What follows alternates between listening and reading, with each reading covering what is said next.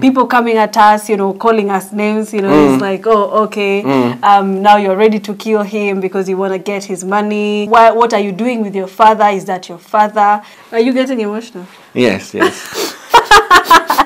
Indika pia kuna sativa sura ya malaika, won't you back it up for me? Mali safi and the chain. Anything he wants tonight for me, call you daddy, say your name. My name is Shiron Juguna.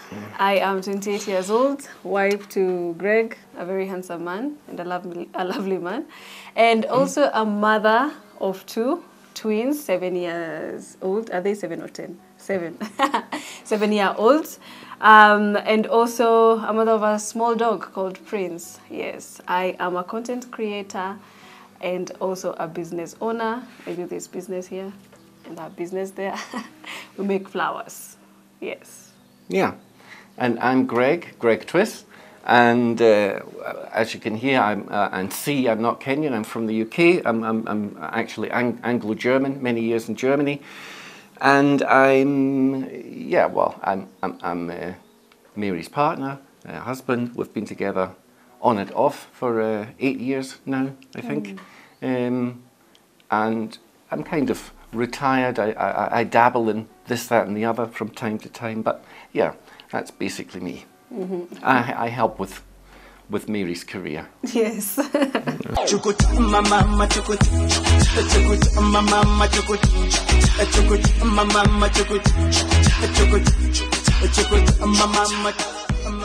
We met actually on the internet, on Facebook. I was in Kenya at the time. I've been coming to Kenya since 2009. Yeah. And I suppose that was around 2012.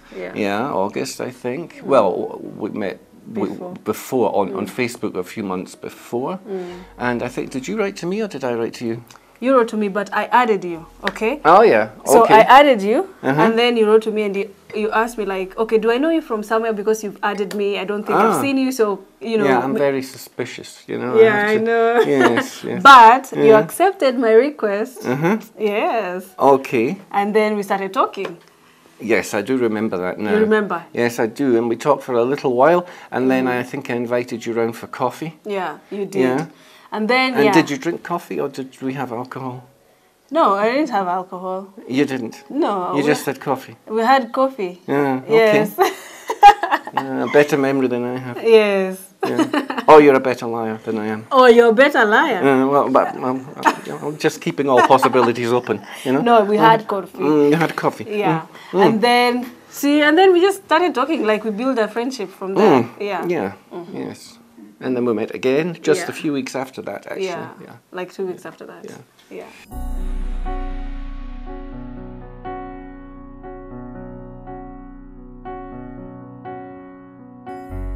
After 2 weeks, I was kind of due to go back to Germany. As I said, I lived in Germany many, many years, so I'd come to Kenya for 3 months and then back to Germany for 3 months. And so it was quite a... Yeah. So anyway, I went back to Germany. The next time I came back, we met again. And actually, Mary got pregnant. And that was a bit of a shock to me, honest. I'll be totally honest, put my hand on my heart. I won't lie. You know, at my age, I was in my kind of mid-50s already and already had twins back in Germany. And the prospect of having... Well, it was actually, I was... open to that, but I had commitments back in Germany. I had commitments to them because they weren't 18 yet. They were still quite young little babbies themselves.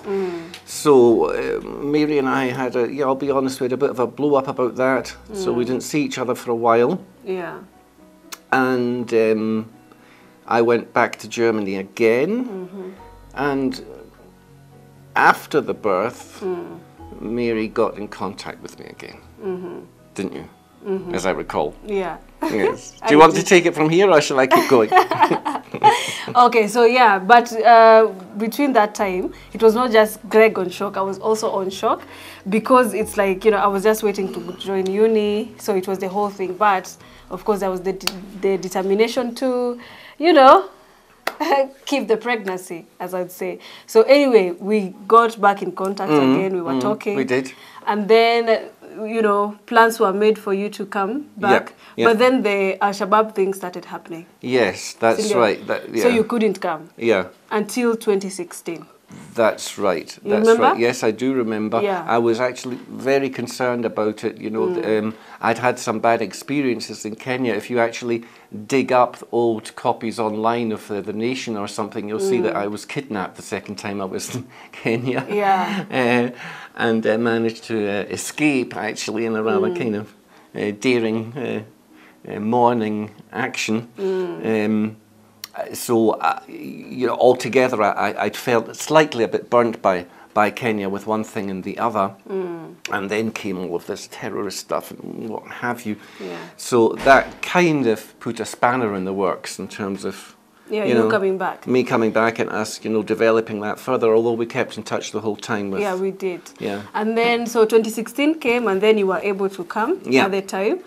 And so when you came, you remember, like, you came, I think, 2 days before Christmas or something. That's right. Almost That's Christmas right. time. That's right. And then we were invited over at home by my parents. So you got to meet the kids for the first time.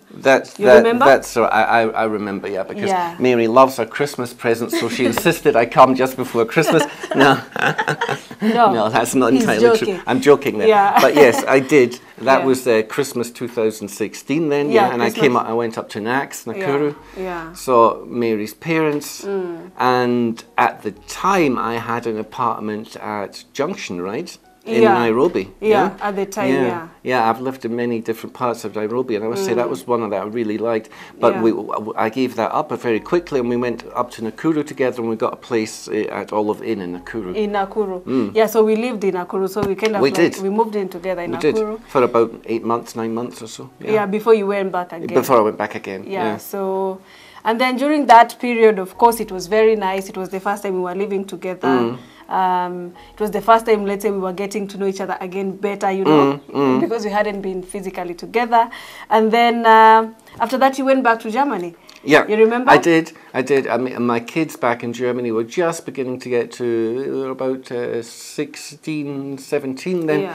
The twins, and I did have commitments then. Also financially, it was tricky for me because I was carrying my own home in Germany. Then I was, of course, divorced from my wife, so I was also contributing to my wife in Germany and the kids. Then I was contributing to Mary here. So financially, I was somewhat, you know, up to the neck in it.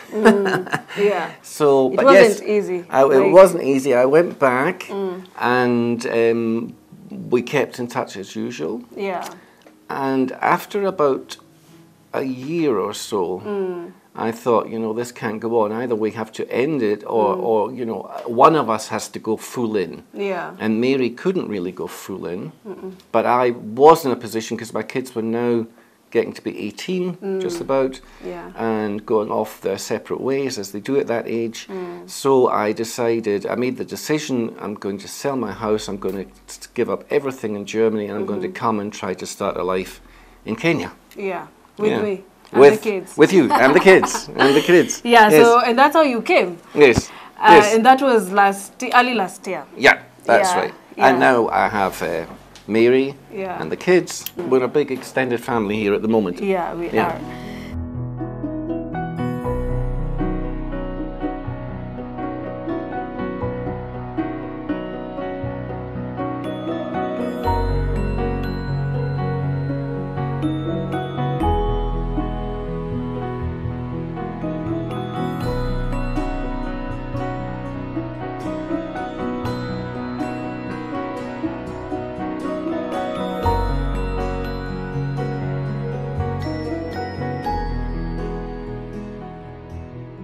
So, Greg, of course, aside from him, you're sitting where you want to hear this. Yes, of course. Aside from him being handsome, he's a good-hearted man. He has a kind heart, a soft heart, I like to say, which I like. It's good. It's good. Good. Yeah, so it's a beautiful heart, and also I like the way you're smart, like you're a genius. Of course, you know, I keep saying that all the time. Yeah, and also the way you are generally, not just kind to me, but with other people. Because, you know, if you're just kind to me, but you're nasty to others, like that would be a little bit like, you know, it will be a turn off. So I love that about you. Thank you very much. Yeah. Yes. And you're also very patient with me. Of course, I'm not an easy person, so you are patient with me. No comment. Yeah, and you're also a good dad. So yeah. Oh. Yes. Well, I'm experienced in that department from back in Germany. Well, and what do I like about Mary? You have to think hard about this. Well, yeah, because there's so many things, you see. There's so, very beautiful looking, of course, although that's superficial, of course. But no, Mary's actually a kind of fun person. I like that. She's very independent, which I like. She manages to get herself up in the morning and get going and do her own stuff, kind of work on her plans. I like that. She doesn't wait for me to, pull her by the hair every day and say, yeah, get started and get doing this or that, the other, Yes, and that I like. I've always kind of liked, and it fits in more with perhaps with the culture where I come from, where women tend to be more like that. No offence to Kenyan women meant. So.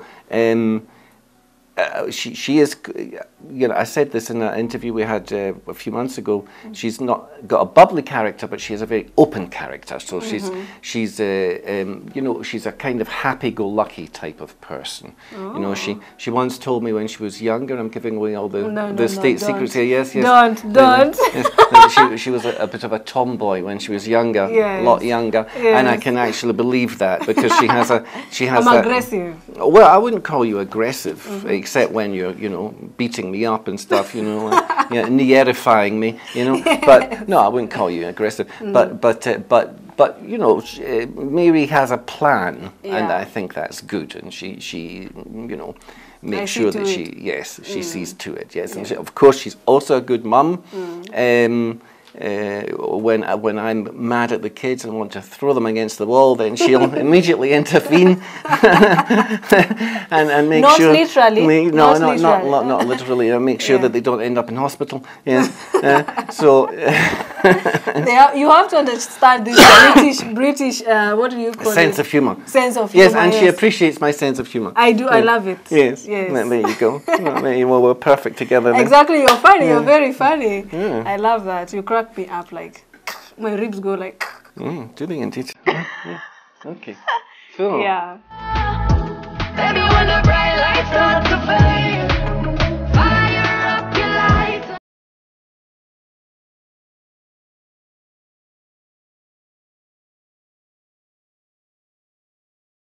Okay, I would like to say ever since the beginning of the relationship, I'd like to say the long distance wasn't easy at all. It wasn't easy at all, and it did bring problems. It brought problems for the both of us. So that is one of the challenges. I would like to say that it was the biggest challenge that we faced. And then I'd like also to say a bit of culture, there's a bit of culture shock.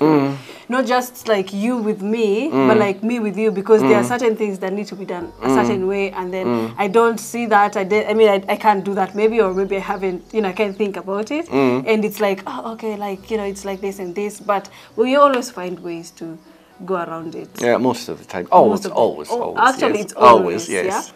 Yeah? And then aside from that, I'd like to say maybe we had to work on our communication a bit more. So maybe I didn't want to mention something because I didn't want to upset Greg, or vice versa. Although for you, you've always been straightforward, I think. You've fairly tried, right? straightforward, yeah. Yeah. So communication, but we've worked on it. We are working on it. Yeah. Yeah. Yes, so we are. let me see. Oh, the other no, I can't find. What's your name again? Yeah, Greg's Alzheimer's.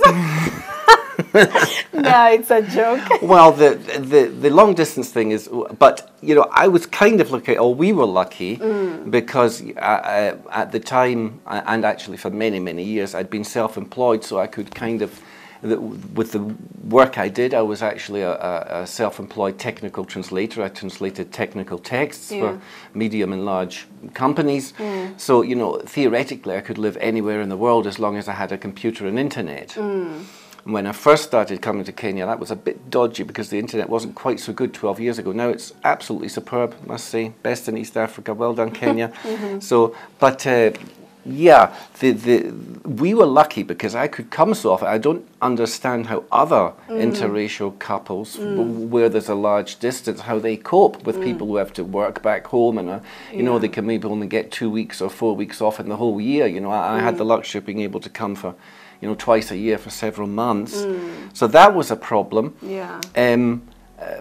Getting around a lot of the bureaucracy here with visas and what have you was also a problem for us, but that was more an organisational problem, I suppose. Yeah. But still a challenge. It was a challenge, yeah. The communication thing, yeah, that's something that we've only actually been more aware of since we've been here. We weren't so aware of it in Monty, Before, I think, when we lived in a place called Monty in Nakuru, because I think then that was the first time we were living together and we were just, you know, having so much fun there the whole time. Yeah, it was like honeymoon period. Yeah, but planning this house and the kids and everything, that's been more of a challenge. Yeah, it has. So, but I think I am, to be honest, I think Mary's right. I tend to put things on the table fairly quickly. Quickly and directly. And fairly directly. Yeah. And then I forget about them, and Mary has kind of figured out that my bark is worse than my bite. Yeah. You know, I usually complain a lot about things, but then, you know. Yeah. But Mary is a bit more, she needs a day or 2 or 3 to contemplate things and to come around and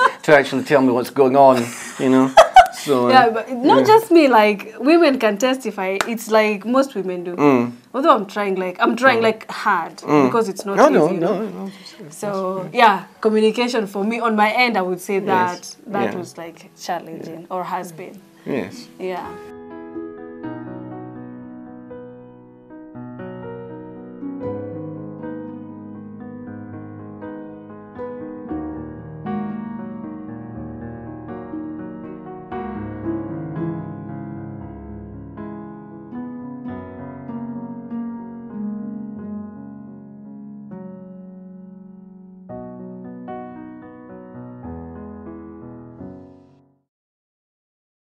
The first time we ever experienced like we can call it an outrage, you know, of people regarding our age gap relationship was on social media, on TikTok. So we posted this video. I was very new to TikTok. I think it was like my 4th or 5th video.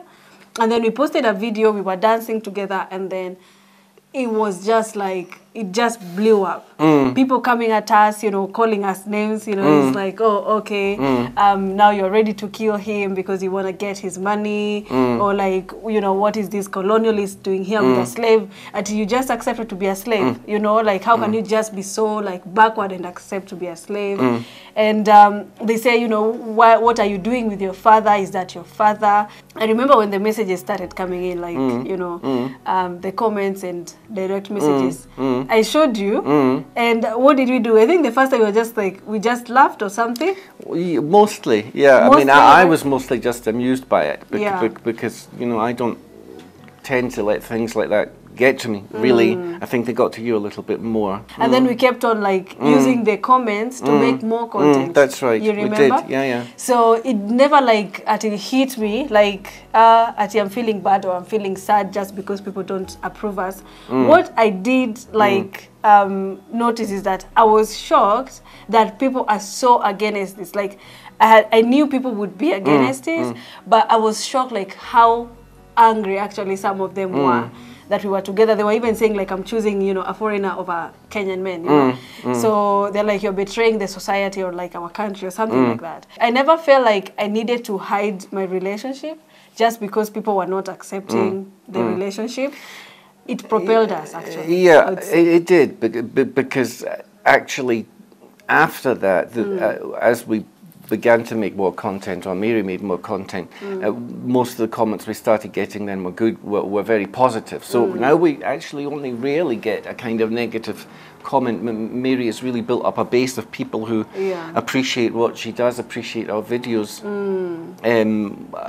So yeah, from time to time we'll still get, you know, that's your granddad comment or something, or why with a white guy or something like that. Yeah, or the septic the septic tank thing. But I think people are generally, you know, fairly, you know, they have a lot of solidarity to us. If I'm honest, the way I remember the comments, a lot of the negative comments came actually more from, let's say, Muslim majority countries, you know, and not so much from Kenyans. Societies are becoming less and less able to really see what is true and what is not true, and they're becoming more and more judgmental, I think, in some ways, more intolerant. It's almost like a virus, like the coronavirus, that is kind of going around, but hopefully, you know, there's a cure. So, yes. Yeah. And I think, like, you know, persistence and determination is very important, you know.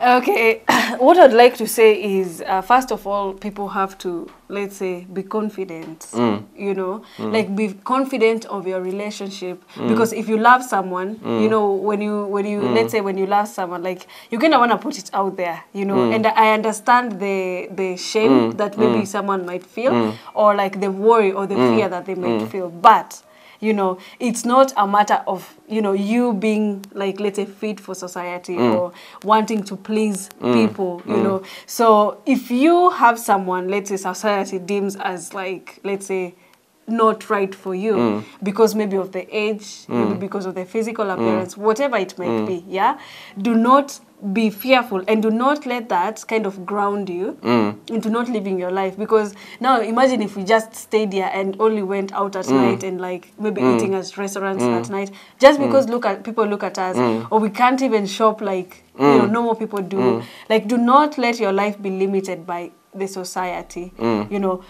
Be strong, be confident, and be proud of your love. And people, do not worry whether they accept you or they don't accept you. Do not seek approval, you know. Yeah, I mean, I think that's certainly important, not to seek approval. You know, you don't owe anything to anyone, really. But I think actually it's an interesting question of the way you just framed that, of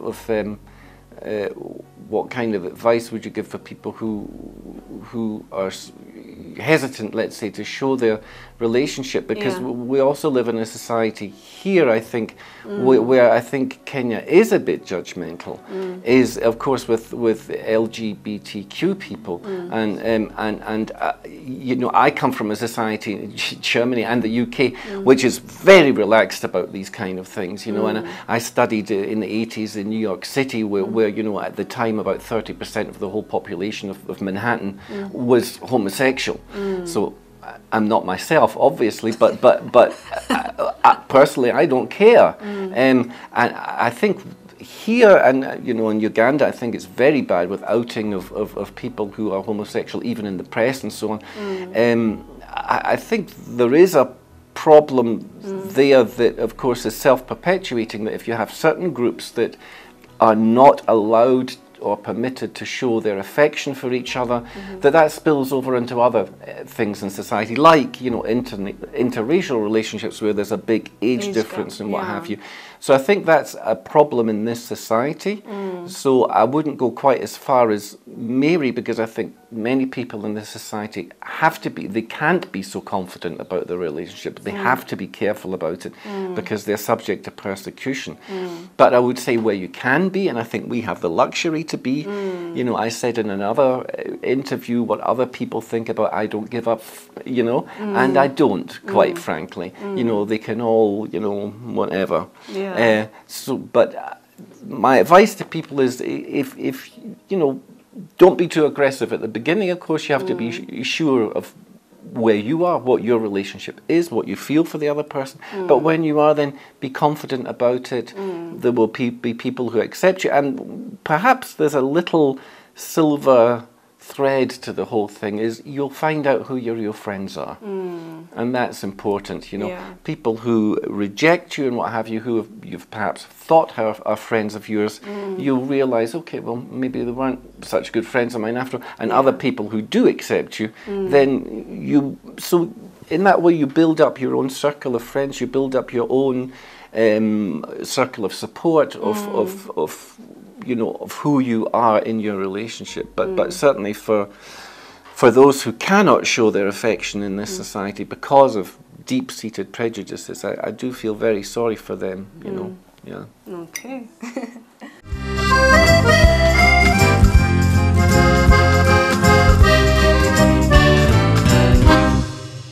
Well, Mary, before I met you, I thought I would never have a long relationship again or marry again. And, well, you conquered my heart and you changed my mind. Aww. And I love you for that. Oh. Oh. Mwah. So, Greg, are you getting emotional? Yes, yes. Yes. Yeah, I love you, and I am happy to have you in my life, and of course, you know, in our kids' life, you know, and I treasure every single day that we spend together, whether I'm moody or I'm not moody, whether you're sad or, you know, but yeah, I'm grateful for having you, and you are a great partner, and yes. That's enough, that's enough.